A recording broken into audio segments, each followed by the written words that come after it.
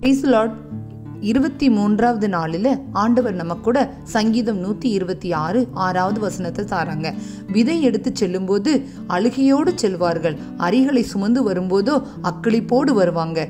இந்த நம்ம நெகோமியின் ஜெபம் தொடங்கி இருக்கிறோம். உங்க வாழ்க்கையில எவ்வளவோ கண்ணீரின் நாட்கள் இருந்திருக்கும். எத்தனையோ காரியங்களுக்காக தொடர்ந்து ஜெபம் பண்ணிக்கிட்டே இருப்பீங்க.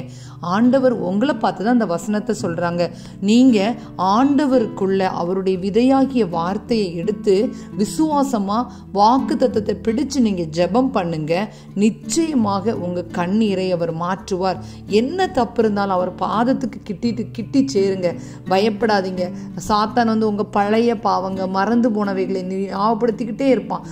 ஆண்டவருடைய இரத்தத்தால் கழுவப்பட்ட நிச்சயமாகவே உங்கள் கண்ணீரை மாற்றுவார். இந்த வசனம் உங்களுக்கு தான். அக்களிப்போட நீங்க திரும்பி வரீங்க. அகமகிழ்ச்சியோட, சந்தோஷத்தோட, பேருவகையோட நீங்க வருவீங்க. ஆண்டவர்கிட்ட ஜெபம் பண்ணலாமா? அன்பும் இரக்கமுள்ள நல்ல தகப்பனே, அப்பா, என்னோடு சேர்ந்து இந்த 52 நாள் ஜெபம் செய்து கொண்டிருக்கிற ஒவ்வொரு பிள்ளைகள் மேல உங்க இரக்கம் வரட்டும் ஐயா. ஆண்டவரை எந்த காரியத்திலலாம் உங்க கண்ணீர் இருக்கோ அந்த கண்ணீரெல்லாம் ஆண்டவரை சந்தோஷமாக அக்களிப்பாக மாறட்டும். ஆண்டவரே, அவர்கள் வாழ்க்கையை நீர் வளம் செய்ய போற கிருபைகளுக்காக நன்றியோடு கூட துதிக்கிறேன் ஐயா. தகப்பனே, ஆண்டவரே, கண்ணீரோடு இருக்கிற ஒவ்வொரு பிள்ளைகளுடைய வாழ்க்கையை, சூழலை மாற்றி அவர்களை ஜெயிக்க வைக்க போகிறவரை நன்றியோடு ஸ்தோத்தரித்து ஜெபிக்கிறோம் எங்கள் ஜீவனுள்ள நல்ல தகப்பனே. ஆமேன், ஆமேன்.